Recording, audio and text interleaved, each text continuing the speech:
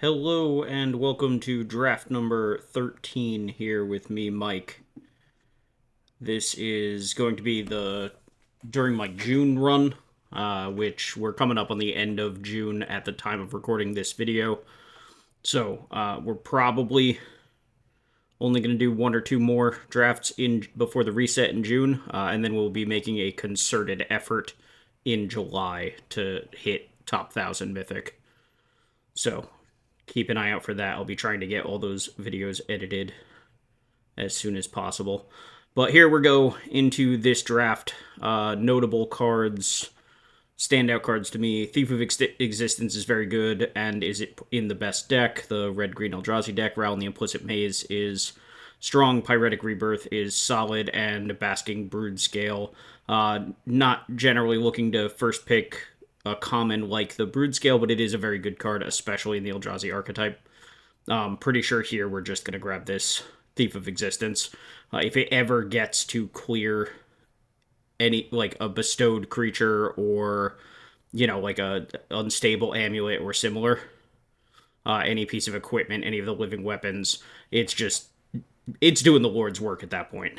And it's just a very sizable body at the same time. A 3/4 for 3. Nice, solid, good blocker. So lets you have some time to get to some of your bigger spells while also potentially clearing a threat. So yeah, Thief of Existence there. This pack, not what I would call a highlight reel of a pack. Evolution Witness is good. The Royal Cartographer is good. The Bogart Trawler is good. Landscapes are okay, but that is I want to say Grixis landscape, and yeah, that's nothing we're tremendously excited to take on the back of a Thief of Existence. We're going to take the Evolution Witness as it's the only green card in the pack, and kind of move on from there. Hopefully we can stay green, cut off green a little bit, and if we're capable of doing that, then we can still wind up with a pretty solid deck there. We do need to make sure that we find some amount of colorless sources, make sure we can facilitate this Thief of Existence, and any of the other Eldrazi we ultimately wind up finding. Quick little check, see who's in the draft pod, see if we happen to recognize any names. We don't. I don't recognize any of them anyway. But shout out if you happen to be in there. So here we have Depth Defiler, which is, a very, very good uncommon. We have the Ral and the Implicit Maze, and that rating there kind of showing just how highly Draftsmith thinks of the green-red color combination over, like, green-black or green-blue, since Cursed Wombat and Depth Defiler both have higher individual card ratings, but because we have two green cards, it really likes the Rals. I think I like Depth Defiler here, if I'm being honest. I would like to be in the Eldrazi shell, if I can, though Ral and the Implicit Maze is a very good card. Cursed Wombat, I have not had a lot of success with the Counters Matter cards, but, like, the card is very good. I just haven't had much success drafting and playing the archetype. Looks like I did take the Ral and the Implicit Maze, just trying to stay green-red. A second Evolution Witness over basically nothing. So yeah, I kind of like the Depth Defiler, present me, I guess. But either card is going to be solid. They're both going to be 5-drops, potentially more in the case of the Depth Defiler. But, both are going to be solid on the curve. This is a pick between Basking Brood-Scale and Annoyed Altasaur. Cascade is big. When you can cascade into, like, 5-mana spells in the Eldrazi deck, and you can do it early, it's potentially very good. Obviously, because you have such a wide range, 7-drop cascading, you can hit everything down to the 1-drops. And when you pay 7 mana and you get a 6/5, that's not even as good as a bunch of the Eldrazi you can play. And then, like, a 1-drop, it's not great, but it's still a very powerful card. Especially anytime you do hit one of those, like, 4 or 5 mana spells. Like, if we Annoyed Altasaur into Ral and the Implicit Maze, that's pretty phenomenal. Here we've got Temperamental Oozewag, Glimpse the Impossible, and Idol of False Gods. We're just going to grab the green card. which makes sense to me. We did have to pass another Basking Brood Scale pretty late. It'll be like pick 6 for the person to my left when we took the Altasaur. And that's not a signal I love sending, but it's just kind of what the packs, either we were sending the Altasaur or sending the Brood Scale. Either way, we're sending a pretty powerful green card. Here we take the green card over not green cards again. We can still potentially be moving this Ral in the Implicit Maze. Pick 8 Bridgeworks Battle is phenomenal. It certainly makes us feel good about being in green. Like the modal dual-faced land that is a pump and fight spell, just exceptionally good to be coming around so late in the pack. So we're going to start wheeling cards here. If we get massively lucky and this Basking Brood Scale is still here, then we're going to just do a happy dance at this table, I think. Not that we expect that to happen, but... Alright, the Rals did wheel, and there's a Trickster Elk that also came back around. Trickster Elk is okay. It's not one of the best cards by any means. But again, we're not, committed to being red here. Though the Rals is a pretty good sign that nobody else is taking, the bigger red cards. So we might wind up being able to grab some more cool ones. Idol of the False Gods here over the Mace. Mace isn't really good. We have a green-red landscape, which is perfect. It's functionally a tri-land for us with colorless green or red. Barbarian Ring is whatever. We can just rare draft the power balance. We're probably not really playing any of these. Rare draft, get some of these in my collection, get the gems later. Sounds fine to me. We're not playing this card. Urza's Cave, probably not playing, but not impossible. And Second Idol is also okay. Here we have Shifting Woodwind, Nyxborn Hydra, Warp Tusker, and Eldrazi Ravager as kind of considerations.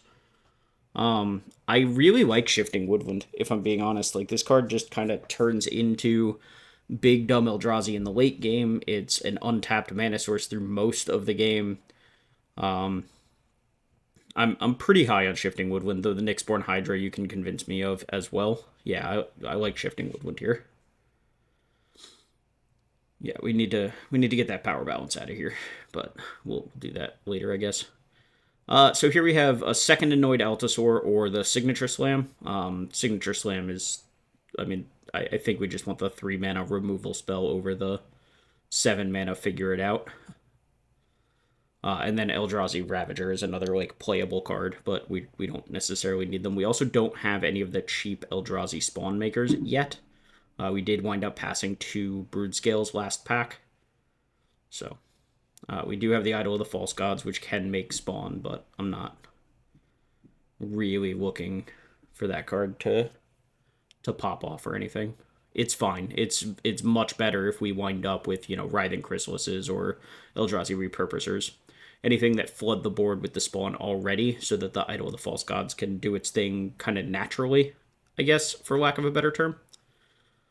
Here we have Devourer of Destiny and Path of Annihilation and Horrific Assault. I'm personally leaning towards Path of Annihilation. This card, both fixes your mana, makes a pile of bodies that are blockers or otherwise. It also ramps you tremendously, and we've already got 2 5s, a 6, and a 7. And getting past a second Path of Annihilation back-to-back here. We are very, very happy about this. It also helps us to the point where we can realistically start taking cards that are not necessarily on color as much because of the ability to play them with the Path of Annihilation. Which is not to say that we should take, too many. This should be a very based green deck and a based Eldrazi deck. But the ability to splash easier should be noted because of double Path of Annihilation. All the better if we pick up some more landscapes and maybe a Dryad or similar. But for right now, at least, we're very happy to have the double path. We don't need a third Idol of the False Gods. There is not a green-red landscape. Gift to the Viper or Skoa. I already have a lot of top end, and I could use some cheaper tricks. We could also, just take a landscape, one of the green landscapes, just for the sake of having a, for lack of a better term, dual land in that regard. A green landscape that lets us find or have colorless mana as well. Yeah, just kind of flipping back and forth. We wind up with the Skoa. That's fine. I don't really care for Gift of the Viper much. Here we have Landscape or Revitalizing Repast. I like taking the Landscape here. It's just a tri-land. Here's a Wooded Foothills that I think is also good. Fanged Flames is excellent, and Disciple of Freyles is fine. And then there's also a Landscape. I think I need the Fanged Flames over everything else, where we don't have cheap cards yet. We have a lot of 3-drops, but Fanged Flames and Double Idol is the only 2-drops we have thus far. So grabbing the Fanged Flames to both make sure that we don't just get run over in the early game and just have more on the lower end of our curve is pretty important. For the same reasons, we're looking at this Sarpadian Simulacrum. It's not that we're happy to really be playing this card in this deck, but we just need cards that are lower on the mana curve so we can kind of figure it out. Like, if I never see another 4-drop for the rest of this draft, I'm not going to really be upset about it, unless it's Writhing Chrysalis. So, Nyxborn Hydra versus Eldrazi Ravager, both of which get to operate in this area of being a cheap card and an expensive card. Eldrazi Ravager, we can cycle if we don't have anything better to do. Nyxborn Hydra, we can just cast for, X equals 1 or 2 just to get a body into play. We took the Hydra, and then we get rewarded with both a Ravager and a Hydra Trainer. So again, both cards that are good on the lower end of the curve, and the Ravager especially on the higher end, but the Hydra Trainer can just kill people. I think we want the Ravager here, so yeah. The Devour Wheeling is phenomenal for us. We don't really need this second Dread Mask, but, like, what else are we? Yeah. Uncommon to the sideboard, and whatever this Foul Strike. We might wind up playing this Foul Strike. Probably not, but it's not impossible. Here we have Stomp Stomp, Writhing Chrysalis, and Eldrazi Repurposer. I think my eyes went from left to right, so we immediately clicked on the Repurposer before we even noticed the Writhing Chrysalis was there, but as soon as we see the Chrysalis, we already know we're taking it. As I'm sure anybody watching these videos is aware by now, Writhing Chrysalis is the best common in the set. There's only a handful of cards, regardless of rarity, that are worth taking over the Writhing Chrysalises. And especially if you are already in the green-red archetype, you just take Writhing Chrysalis because of how good this card is. As a single threat, it's one of the better cards. It scales incredibly well. There's a second Chrysalis that we're going to take over this Devourer of Destinies. Who knows, maybe we get lucky and wheel the second Devourer too, but we're taking the Chrysalis again. So our 4-drops here being double Path, double Chrysalis, and then the Temperamental Oozewag, which can give the Chrysalis trample among some of our other creatures. We're very happy about this. So we really do need to find some more 2-drops, ideally. Like, if we could see the Brood Scales in Pack 3 that we saw in Pack 1, we'd be ecstatic. Other than that, some more Fanged Flames or similar. Any of the red removal spells for 1 or 2 mana that'll help make sure that we get into this mid-game, our 4-drop mid-game. There's a Kozilek's Command over a Tusker, which I'm perfectly happy to take. Kozilek's Command sort of fits this mold. It's more of like a 3 or 4 mana spell, potentially, but it also ramps us into the late game very well. If you have 4 mana and can cast Kozilek's Command for 2, making 2 guys and potentially clearing a 2-drop or drawing, Propagator Drome or Nightshade Dryad here are the 2 real big highlights. We need 2-drops regardless. This one's tough because we have so many tokens from Path and Chrysalis. Propagator Drone's evolve ability is going to come up quite a bit, though the Nightshade Dryad's ability to get us to those 4-drops on turn 3 when we have so many 4-drops. I think we want this Nightshade Dryad. Yeah, I'm very pleased with past me taking that. I'm even happier to take a second one. Even though like we could have Propagator Drone into Dryad, I would rather have 2 Dryads, if I'm being totally honest. We needed the 2-drops desperately, and more importantly, the 2-drops that can ramp us to turn 4 right away are exactly what we're looking for. So here we are, just starting to get these cards trimmed down. Here's an Eldrazi Repurposer, which is phenomenal. We were worried about not having some of these cheaper Eldrazi specifically cards. Here's a Brood Scale or a Repurposer. For the same reason I mentioned earlier, I think I want the 2-drop. It's possible, yeah, that I even want this Priest of Titania over the Eldrazi. Again, just because our top end is so good, that I really want to make sure we get there. I don't like this pick very much. I think we should have taken. Here's the Brood Scale. I think we should have taken the past Brood Scale, and if not the Brood Scale, then the Priest of Titania. Here's another Repurposer coming around on the wheel. I gotta be honest, I'm very happy with how this deck looks. We can cut this Sarpedian Simulacrum at this point. We've shored up our 2-drops pretty well. The Simulacrum is not really doing very much in this deck. I would love to grab some green landscapes here if possible, though Breaker of Creation is going to be... Breaker of Creation or Bountiful Landscape. Breaker of Creation is incredibly powerful. Yeah, it's tough to pass that card. Rare draft for the gems. Wield a Voidcraw. Wield a Lurker. We can potentially play this Voidcraw just because we have the Path of Annihilations, though we're not... we're probably not going to bother. Both of our landscapes are Sheltering Landscapes, so they're the Naya landscape instead of Bountiful, which is the teamer one that you typically want if you're in Eldrazi. And yeah, Draftsmith has the Gruul deck snapped way high. Cutting the Idols is fine. Cutting the Oozewag is pretty whatever. Cutting the Dreadmask is whatever. It does want me to play the Urza's Cave just as another colorless source. I don't know.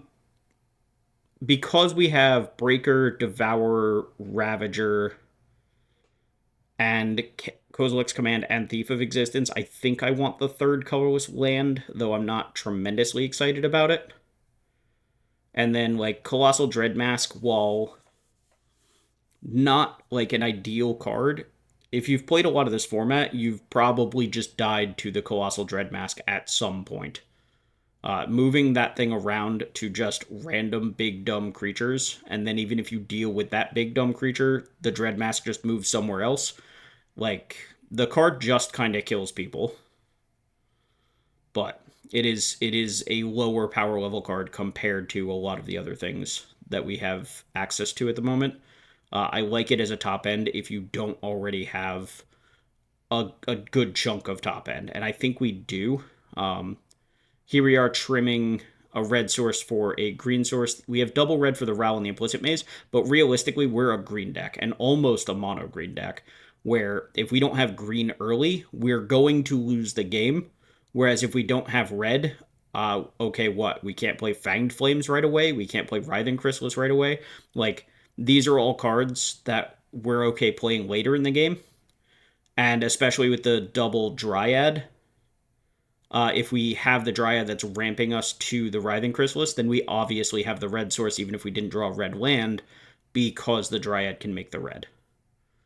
So here we go. Here's a perfect hand that I will never mulligan in my life. We have 3 lands and a Nightshade Dryad.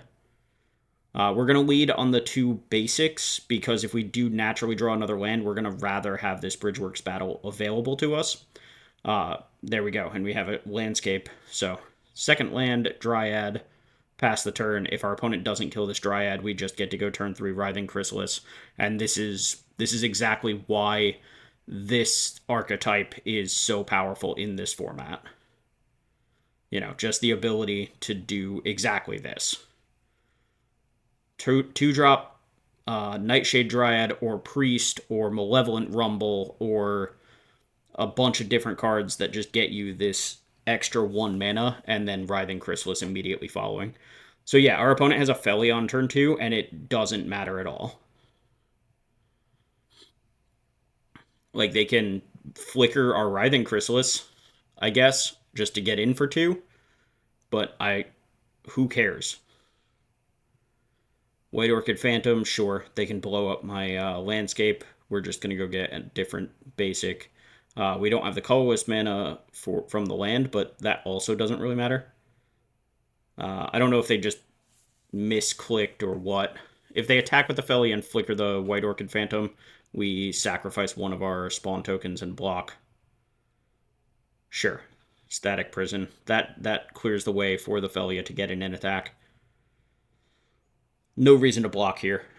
We have this, yeah, we have Bridgeworks Battle with a creature with Death Touch, and our opponent is tapped out. So we can make sure that we kill this Felia before it does anything out of hand. Yep, White Orchid Phantom comes back, and this time they target the thing, I guess. I don't see if this mattering, like it comes into play tapped either way. We're just going to grab another green source. Our whole hand is green. So, oh look, another Writhing Chrysalis. That's probably just worth playing. We're not under enough pressure that we like desperately need for this thing to stick. We have a million of blockers if we want to. If our opponent attacks and then flickers the Chrysalis, we can block with the Nightshade Dryad. They're spending energy on that Static Prison, which they're going to have to do unless they want to give me a second Chrysalis back. And because of that Static Prison holding the Chrysalis, if I can hold off sacrificing these tokens to the Chrysalis that's in play, it'll just grow both of them in the future. So I would prefer to not be sacrificing them just yet, but obviously if I need the mana to double spell or anything along those lines, we're going to do that. Growing one is better than not growing any, depending on the situation. So opponent just taking their time to decide how, if at all, they can attack into this board. And again, if they attack with the Felia and flicker the Writhing Chrysalis, then we just block with the Dryad. If they... Yeah, this looks like no attacks. Alternatively, if they flicker the Dryad, then we'll just block with the Chrysalis and sacrifice a token to make sure that we win the fight. Okay, so they're flickering the Chrysalis, that's fine. Like I said, we're just going to block with this Dryad. Especially, yeah. Okay, I'm not sure what happened there, but yeah, opponent just, I guess, didn't think they could get out from behind the Chrysalises. They did not play anything that gave them energy that turn. So, yeah, unsure. They were also very likely missing a color, and they seemed to miss their fourth land drop that turn. All right, playing against a mythic ranked player. That's where we want to be. We'll get there eventually. Again, unlikely in June since we only have like a day left at this point, and we're all the way in the bottom of Diamond. I don't have enough time to draft that many times. But July, like I said, we'll be making a concerted push since we're starting at the beginning of the month instead of June where we started on like the 16th. Arena asking if I want to play this Nyxborn Hydra for X equals 0. Silly Arena. No, I would not like to do that.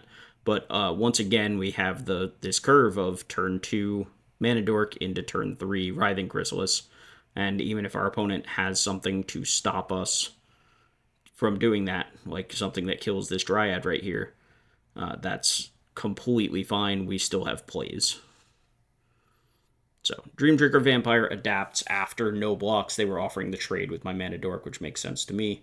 After no blocks, they decide to adapt, presumably meaning they didn't have another play this turn anyway. So they could also, keep in mind, they could have waited for the no blocks if they have the Razor Verge or Razorgrass Ambush. And just trying to make sure that, like, if I do try to trade there, that they can just kill my Mana Dork and stop me from having this Chrysalis right away. We are double checking the wording on Thief of Existence. We know it says something about like artifacts and stuff, but I wanted to see if I could clear this gargoyle, but no, it is non-creature, non-land, unfortunately for me. So here we have Repurposer. If we want to, we can Bridgeworks Battle and just get rid of this vampire. Alternatively, yeah, we can just Basking Broodscale. We've got choices. Yep, sacrifice this for mana. Play Basking Broodscale, and then what we can do here is we still have the Dryad up and sacrifice another guy in order to both grow the Chrysalis again and replace the token that we're sacrificing by making the Broodscale bigger. So here we go. Attack for 3. Opponent no blocks. That's fine. So our hand is removal spell for a creature, removal spell for a non-creature, and a Hydra that can potentially grow this Chrysalis to obscene sizes. I think we discard the Thief here. Our opponent isn't showing us anything that the Thief deals with. Like, it's just a 3/4, realistically, and that's the weakest card in our hand, given that context. If our opponent had played something like an Essence Reliquary here or similar, then obviously we want to use the Thief to clear it, just get it out of here. But without them doing that, we're pretty happy to just kind of keep doing what we're doing. So yeah, basically trade out one Scion for another one, but put a +1/+1 counter on 2 different creatures. And like I said, we have the Bridgeworks Battle or the Hydra here, depending on how froggy we feel. We can do X equals 1, 2, 3, 4, 5. Like, we could put that on a token and make it a 5/5. Or +5/+5 if we want to. Or we can put it on one of our bigger bodies and just make it very, very large. Okay, so we're going 6. So we're sacrificing all the tokens at that point. Putting it on the Brood Scale makes some sense because we're very okay if they want to trade off with the Repurposer. It just gives us another token. So yeah, +6/+6, and now we just attack with everything. So we have a 6/7, a 9/9 with Trample, and then the 3/3 getting in. Opponent is at a functional 23 because of the Dream Drinker Vampire. Block, block, block. Sure. So they're trading off with the Writhing Chrysalis. Opponent losing their whole board to clear my Chrysalis when I still have this Brood Scale. Like, realistically, the only card we're scared of here is like a Wrath of the Skies, but our opponent has no energy stockpiled. Yeah, and they're out of here. Again, looks like they're missing their 4th land again. So, moving on to game number 3. Good start, 2-0. We got to go turn 2 Mana Dork into Writhing Chrysalis both games so far. If we can do that for this entire draft, yeah, I will be ecstatic. We don't have the Writhing Chrysalis, but we have the Dryad, which means we have all our colors, so this is worth playing out, I think. Forest into Landscape is probably the sequence here. If our opponent kills the Dryad, then we'll have the Landscape that we can crack already in play. If they don't kill off the Dryad, then we're just kind of holding on to the colorless source, probably. Arena, again, asking us if we want to cast this Nyxborn Hydra for 0. Opponent leading on a red source this time. I assume my Dryad's getting booped. Yep, there it is, getting highlighted, so Galvanic Discharge, boop the Dryad. Makes sense to me. Remember, folks, always bolt the bird, or the Dryad, or the goose, or the elf, or whatever it is that makes mana.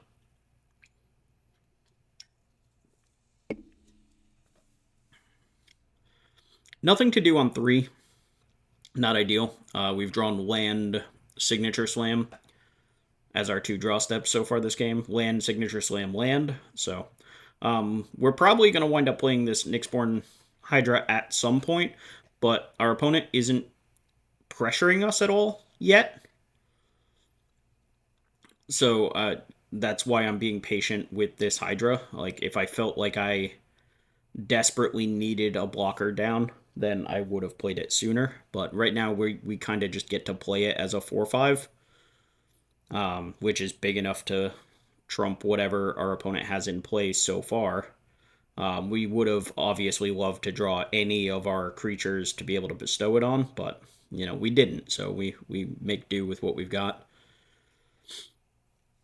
If the Burrow deck isn't pressuring you quickly, then either they're on a bad draw, because generally speaking the Burrow deck is full of 2-drops, or they're setting up big turns with something like Scurry of Gremlins, or what's the Mirren? Yeah, anyway. They're trying to set it up with larger plays. So this turn, they're spending all 5 mana to make a 5/5 with flying. Makes sense to me. We're going to fight it. We're going to, get it down out of the air, but unfortunately it will trigger for being equipped by the Mandibular Kite. But we're not in danger of getting beat up by it, so. +2/+2 fight. Makes sense. We still have another land left in our hand. 1, 2, 3, 4, 5, 6. So we might have wanted to use the Signature Slam there, just because... one, it's a punch, not a fight, so we don't get to attack here unless we want to trade with this Manifest token, which is awkward. And two, because we're 1 mana away from the Breaker of Creation, though I suppose the... Why did we no block? Pretty sure we should have blocked there. Alright, there's our second colorless source. We were a colorless source away from playing the Breaker either way. Main phasing this because if opponent has... make sure that if they have instant speed interaction, now's the only chance they're going to have to use it. We still have Signature Slam up, which is going to kill whatever we want to kill, considering we have a Hydra and a Broodscale that are both modified creatures, plus whatever we could put the counter on the token, just for the sake of getting the counter down. There's the Scurry of Gremlins, so... we can Signature Slam in response to the Scurry, which also makes another Idiot, another Scion. Okay, getting rid of an Area Auxiliary is not bad. It wouldn't have put counters on, but it does make it a larger flyer. And it would retain flying even after. But this denies them an energy. So, here we're... I can't imagine we do anything other than just slam this Breaker of Creation, though we can attack first.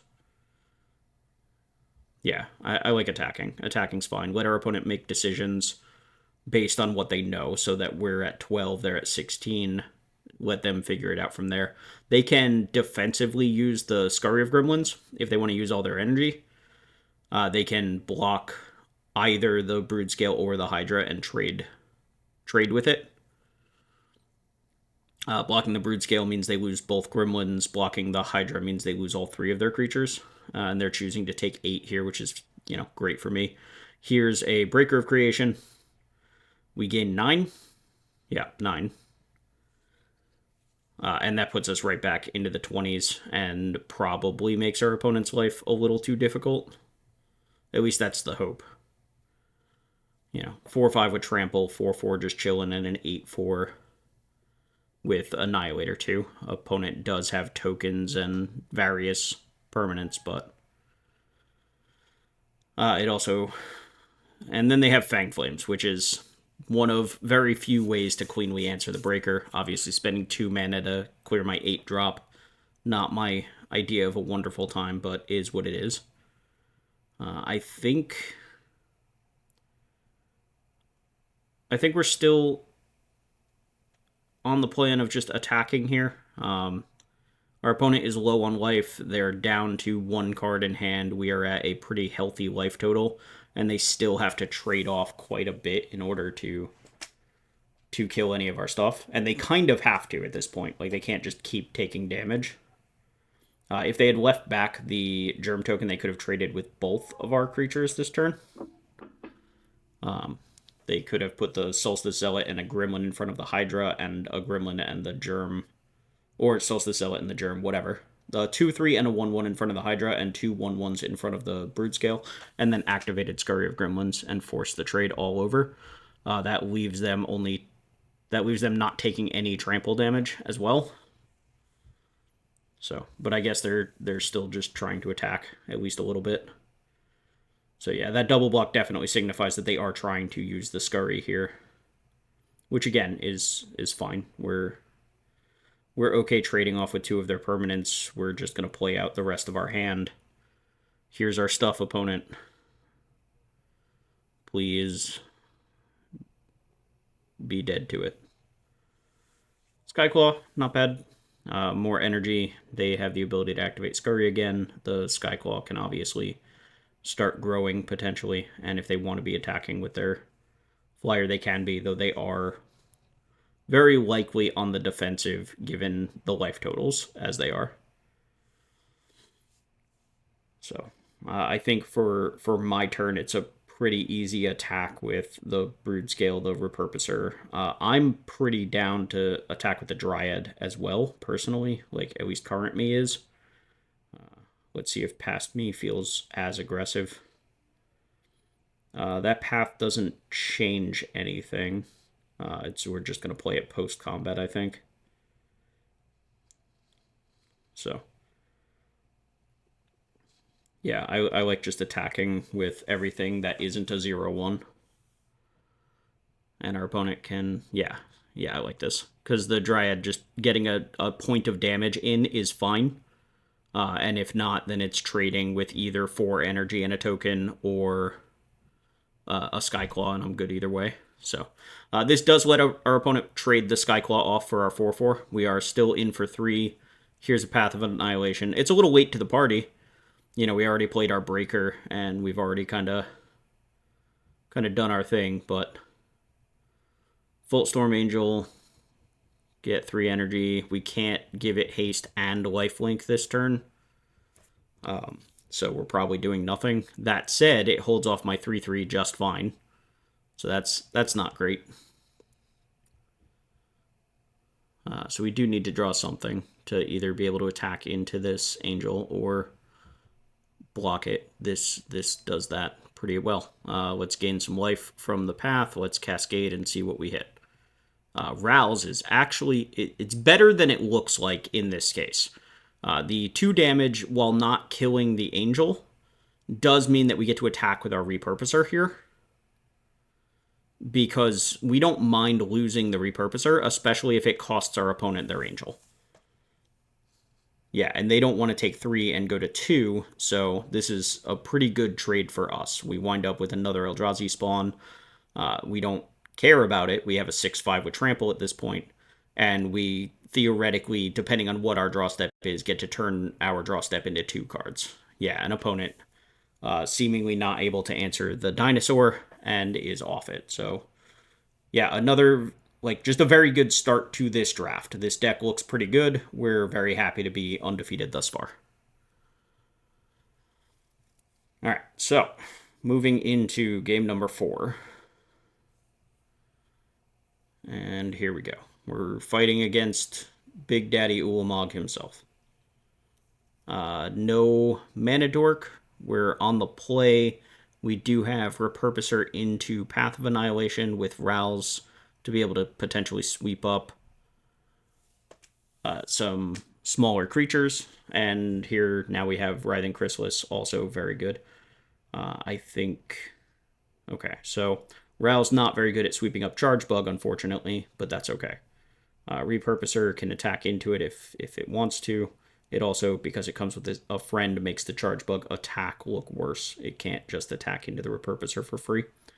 It's trading a Charge Bug for a token at that point, and we're very okay with that. Solstice Zealot is fine. Not a card that I personally like playing in my Boros decks very often, though I understand why it shows up. So for what it's worth, I think that we're supposed to play Chrysalis first, but, like, it's okay here. Yeah, so, like, we can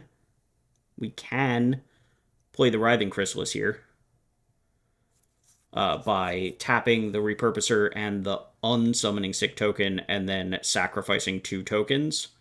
But I don't think that's really where we want to be. I think we were supposed to just play the Writhing Chrysalis and then follow that up with the Path of Annihilation that then gives all of the Eldrazi, including the Chrysalis and the 2 Scions that it makes, or spawns that it makes, the ability to tap for mana as well. I think ultimately just switching around the sequencing here,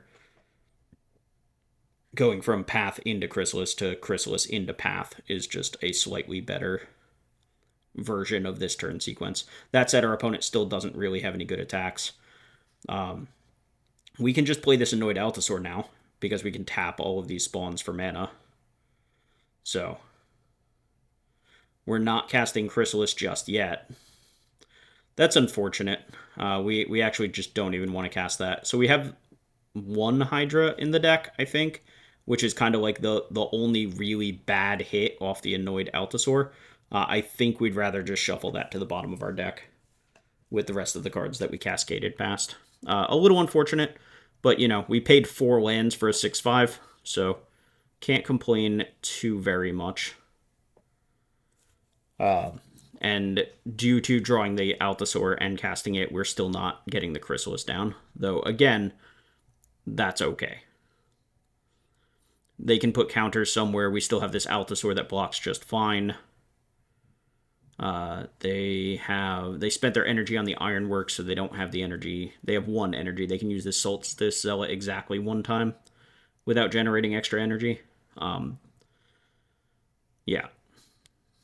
So they get 1 energy here, but the Charge Bug doesn't trigger because they didn't have energy to pay, I believe is what happened. Anyway. Alright, so now we get to do a bunch of stuff. We just have a lot of mana. Notably, this Rowl's generally very good against Boros.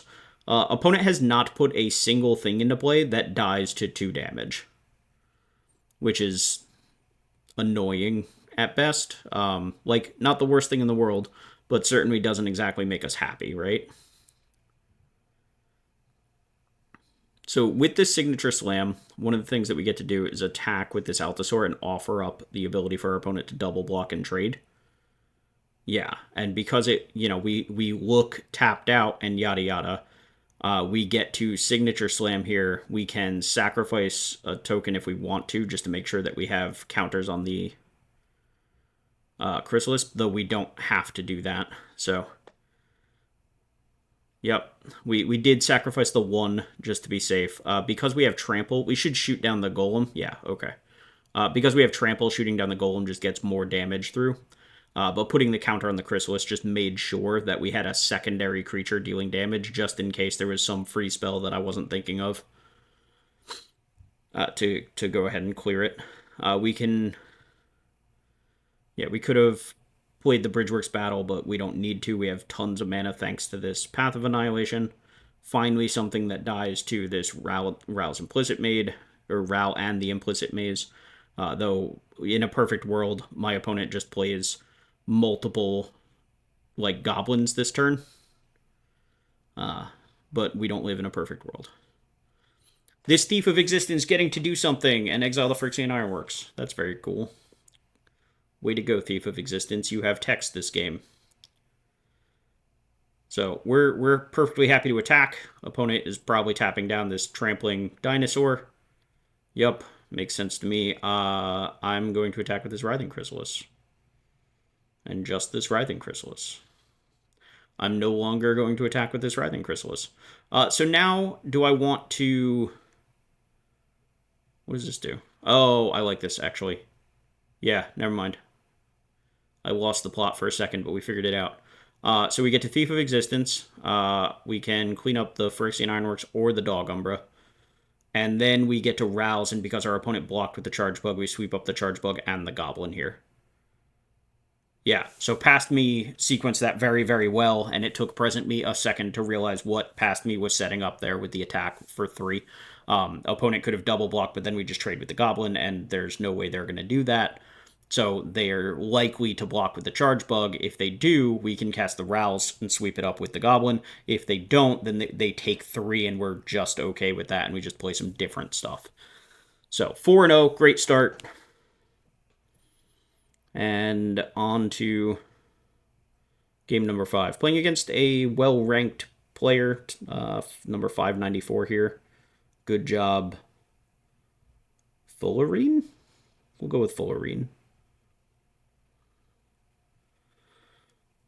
So, alright, opponent on Izzet, it looks like, or showing Izzet at least. Another game where we didn't draw one of our 2-drops. A little unfortunate, but, you know, not the worst thing in the world. Detectives Phoenix, that card's so good. I'm such a big fan of that card. I remember in one of the first videos that we did for either the F&M Modern Horizons draft or one of my first arena drafts, Lewis joined me on commentary and asked my thoughts as to whether Detective Phoenix was good enough for the modern format. And I remember saying that I didn't think so. I remember saying that I thought it was like just a little bit short power level wise, like not incredibly off, but just a little bit short. And I'm so happy to have actually seen it pop up in like random Death Shadow lists and a couple other aggressive shells where it's not a modern mainstay, but I love that it just happens to be about powerful enough, like right there. It makes me very happy. I like that card a lot. So here, our turn 4, we get to go Path of Annihilation into a second Repurposer, tapping the first Repurposer and its spawn, and then sacrificing that same spawn. So we're basically net neutral on spawns and just up a 3/3 here. Very okay to see a Battle Mage and a Kozilek's Command bite the dust from this glimpse. Though I guess they can play the... Yeah, they can get rid of our path here, huh? Sacrifice the token and use the island and then kick with the forest to clear the Path of Annihilation. So yeah, I would have been much happier if they had just lost both of those cards. But, you know, it is what it is. We do have a bunch of Scions, so we do have a bunch of mana. The glimpse makes it so that Detective's Phoenix is going to be a problem. Like, we can sweep it up here with Rouse, and we probably should because we're clearing away some extra stuff. We're getting rid of a mana, a 2/2, and getting the Phoenix out of here, at least for the moment. But because we're killing off a bunch of stuff, that Phoenix is very likely coming back. We do have this Writhing Chrysalis, which theoretically can block whatever, but again, that Phoenix poses a lasting problem. And in the Eldrazi deck, where we're both going to have some pretty high mana cost cards, just in general. Like, if our opponent has their own Rouse here, sweeps up all of my mana. Yeah, this Wumpus Aberration... This thing's very large, and a problem. It's an 8/8 with flying and haste, and trample. Yup. I guess I'm at 6. Yeah. That's very bad for me. So we'll see what we draw before we decide if we want to discard. This is... If I discard this Devourer, I'm an idiot. The Devourer can clear the Detective's Phoenix. I don't know if we really want to discard anything here. We might... Like, it's either the second Rouse or nothing. The second Rouse doesn't look like it does anything here, so, like, I wouldn't be surprised if we discard it, but, like, declining and just keeping our hand is also fine. Our hand is very solid. Yeah.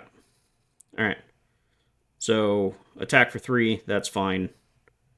And then Devourer of Destiny, which gets rid of this Phoenix forever, which is very important. And now that Wumpus comes down to Earth, where we can try to trade with it, with the Devourer. We were 1 mana off from being able to also Bridgeworks Battle and just clear this thing this turn. They attack and offer the trade. We try to take the trade. And unfortunately, yeah, opponent has Signature Slam. To be fair, we would have had to block with literally everything to not die here. The oops here is just rude. Like, just rude. Not sure why we do that. I said good game, and opponent said oops. Like, we cleared the Phoenix, we blocked, they had the kill spell. It is what it is. Just annoying. Anyway, moving on. Next game. Another Mythic ranked opponent, so... Again, we expect to be able to play in these spaces, So we're not like scared of mythic ranked opponents or anything, but obviously it does mean that they've also put in time and effort and know the format pretty well.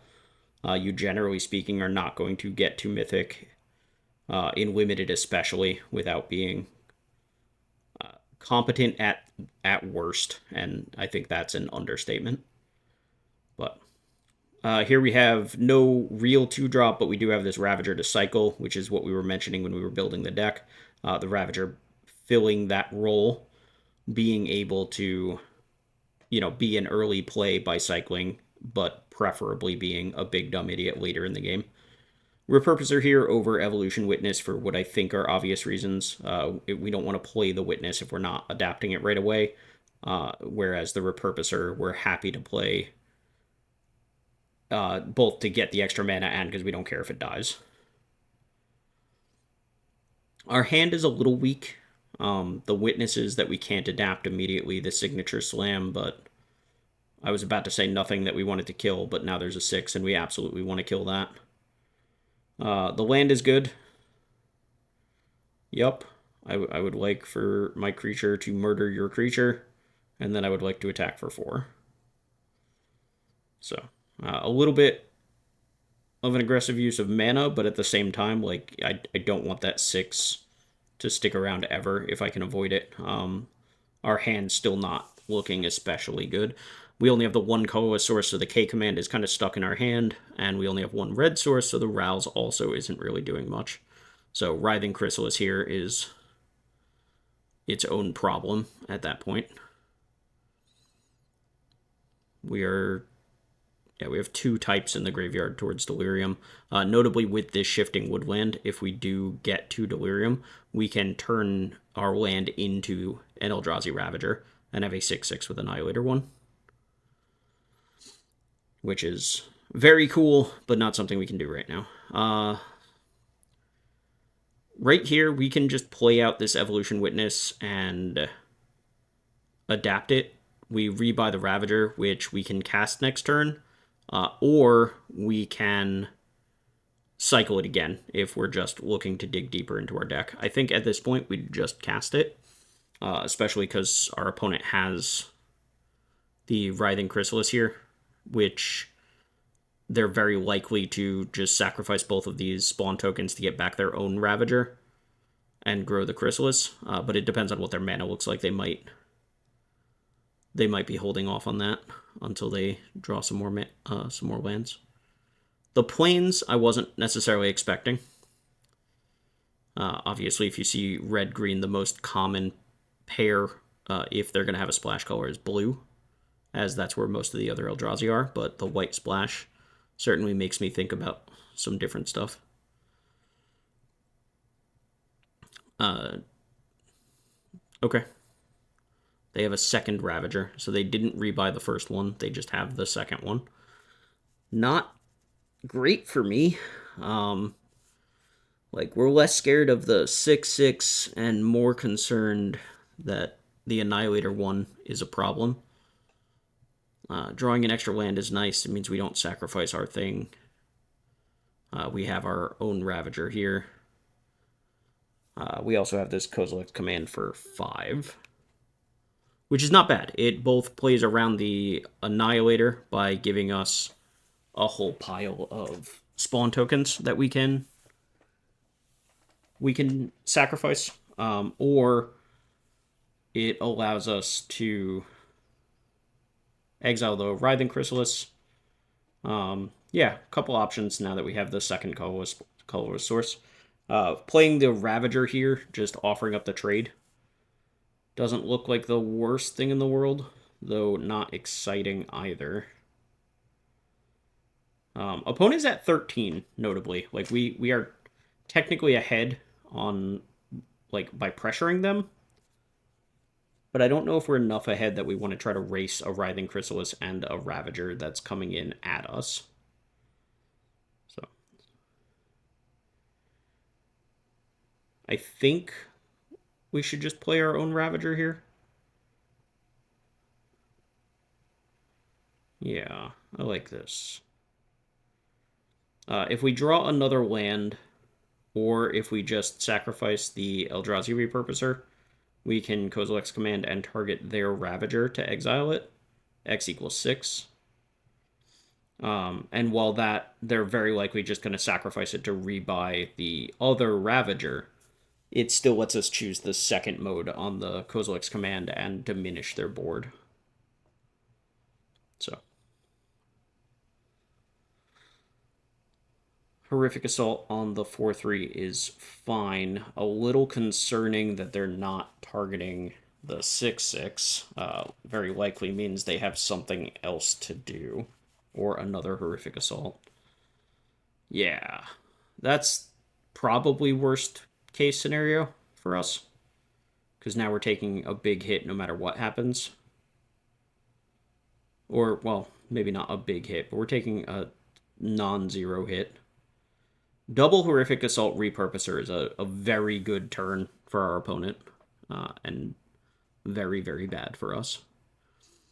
Annihilator 1, I think, yeah, we just sacrifice this Repurposer. There's no, like, good blocks here. We could block the Chrysalis with the 4-4, but they'll just grow it either way. We're just taking a bunch of damage here. And also, I said we were ahead on the race because our opponent was down to 13, but the Horrific Assault's putting them up to 19 again is pretty awful.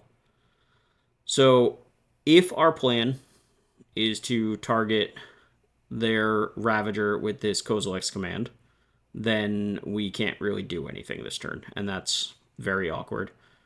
I almost wish our opponent had just rebought the repurposer that was in their graveyard. Yep. Or I said repurposer, I meant Ravager, I apologize. So, growing the Writhing Chrysalis, floating 2 mana. We're showing a bunch of nothing and just a pile of mana up. Nowhere close to Delirium, so this Woodwind can't just turn into a 6-6 at random. Okay, well, we can not die to that by using Kozilek's command on the 6-6 here, though we can't block, which means we're taking 8, and that's terrible. I think... Huh. I guess making a bunch of guys. I'm not sure which is better between making a bunch of guys and just drawing a card, like a Scry 6 draw card. I don't know, that's close. The Oozewag as the follow-up to give the Writhing Chrysalis Trample is terrible for me. Like, opponent has just, like, they stopped at drawing lands at a good time to stop drawing lands, and we're sad about it. We get our Ravager back. We do have blockers, so, like, all in all, things could be worse. We can lead on Nightshade Dryad and then play Ravager here. Nope, don't do that. Well, I guess it doesn't matter. It's leaving up a green source, so everything's fine. Arena's not completely messing me up here. Always be wary of Auto Tapper. So, here's this. Here's this. We're at 3, though, which is not great.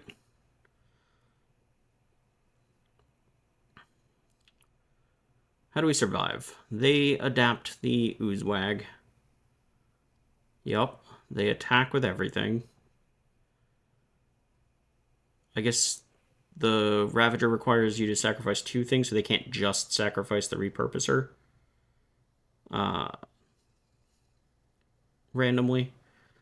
So unless they have another Eldrazi here, or Malevolent Rumble, or literally anything that makes a spawn, I don't think they have good attacks here. We can put our 6-6 on the Writhing Chrysalis and our Dryad and spawn tokens on the Oozewag.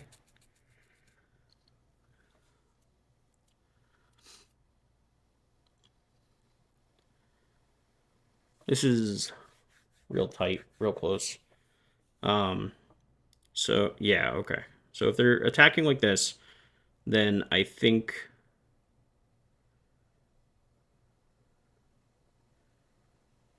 Are you attacking with everything? Alright, well, if this is the attack, then I think we put Ravager on Chrysalis, and then Dryad and 2 spawn tokens on the Oozewag. If they attack with everything, then we basically just do the same thing but put 1 token on the Repurposer so we don't take any damage off of it. If opponent's last card is Signature Slam, then, I mean, they got me. It is what it is. Not attacking with the Chrysalis is interesting. I'm not sure what really to make of this. We can kind of make the same play that I just mentioned-ish, right? We can put the Dryad and... We're just going to trade off the Dryad for that? I don't... Okay. So we do this. Now they keep the 3/3. I don't know that any of that matters. I think I like putting the Dryad and some spawn tokens on the Oozewag there. Like, we're clearing the Oozewag either way. This lets me still get it back and recast it. So, at the end of the day, we still wind up with a Death Touch creature and a Ravager. And our opponent... Okay, this is pretty good. We can play the Ravager and a second Dryad. So we're basically at the same board, but we just have a different Dryad up here. And now our opponent doesn't have the Oozewag and therefore doesn't have Trample again. So now the Chrysalis is less scary. We can just block it with the Dryad. And not worry about just getting rolled by Trample damage. That said, we have not really had any opportunity to apply any pressure since they went up to 19 from the double Horrific Assault. Notably, they let the first Ravager that we targeted with the Kozilek's command get exiled. Scurry of Gremlins is terrible.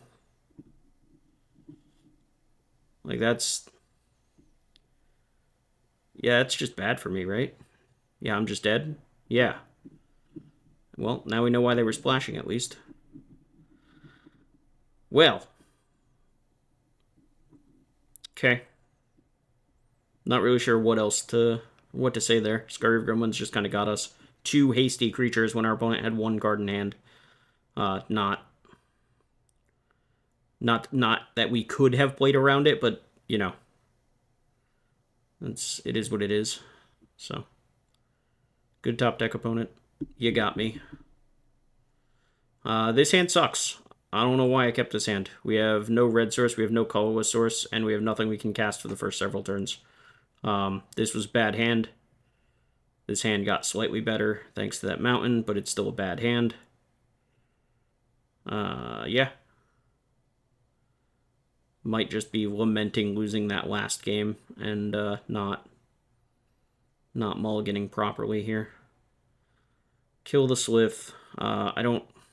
It's fine. Be aggressive. Don't be that aggressive. I could have just played a Witness there. Though I don't know that it really matters. Second Slith. So now we're, going to play the Witness anyway, except we don't have the mana to bring it back. So, like, I have to cast it, because there's nothing else I'm doing. Yeah. Unclear if I should have used the Fanged Flames that early, but it's okay.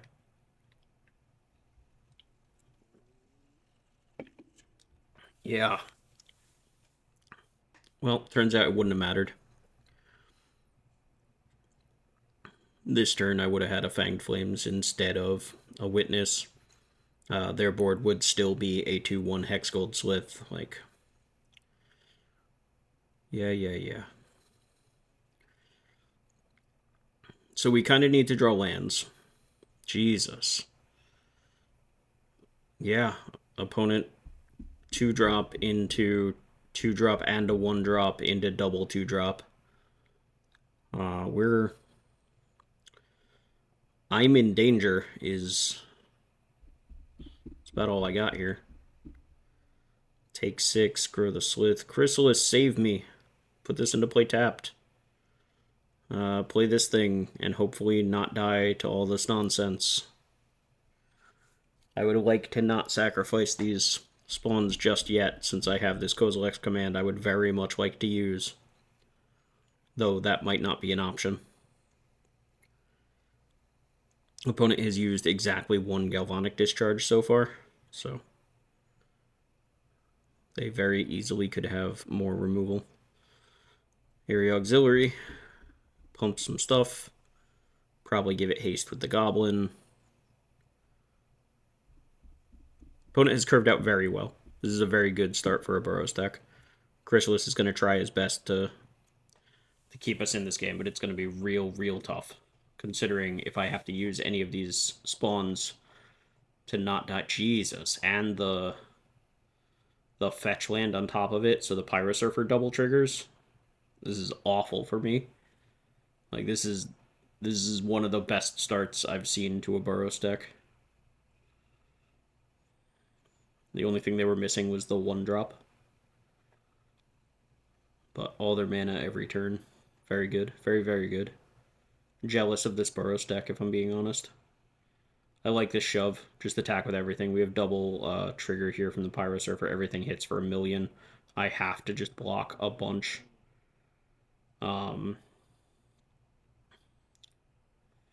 We gave the Slith first strike because why not? Yeah, let's clear the flyer. Chump here, take 3. We're going to grow.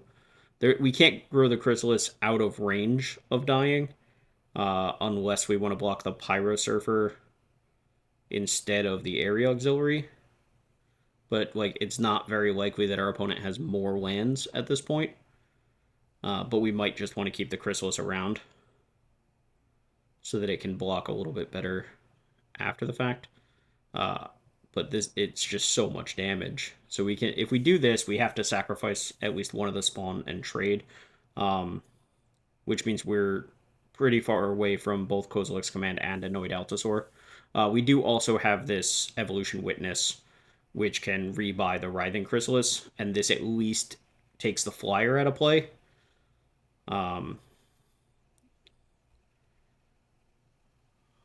This is either Repurposer. Yeah, I think I have to just do this here. But even this is so much damage again. If we had taken 6 instead of 3, we're at 8, but the Pyrosurfer's gone. Though I don't really think that matters much. Giving Felia haste. We're just dead now, right? 3, 6, 9, 12. Yeah. So Felia gets haste, flicker my blocker, kill me. Yeah, what a start. Like, what a draw from our opponent. Just used every card and every mana. Like, very good draw. There was very little I could have done differently there, other than the mulligan decision. Like, I probably needed to mulligan more aggressively towards a 2-drop, but obviously we didn't know our opponent was going to curve out like that. So yeah, this is one of those tragic drafts where we start out 4-0 and then just, lose some games. Scurry of Gremlins off the top to clear us through 2 blockers. That Boros draw was just straight fire top to bottom, like good for my opponent. I wish I was the one casting my spells that efficiently. So great deck, great curve from our opponent there. Just disappointing to see a deck like the one that we had not go further. Again, 4-0 into 0-3, not the start that you're dreaming of when you draft a deck. But as always, 4 wins, free draft, keep grinding. We're still plus pips because of it, so we continue to advance up the ladder and we continue to draft for free. So at the end of the day, 4 wins is what we're looking for. Just a little disappointed to not get further with that deck in particular. In any case, hope you guys enjoyed, and we'll see you in the next one. Bye.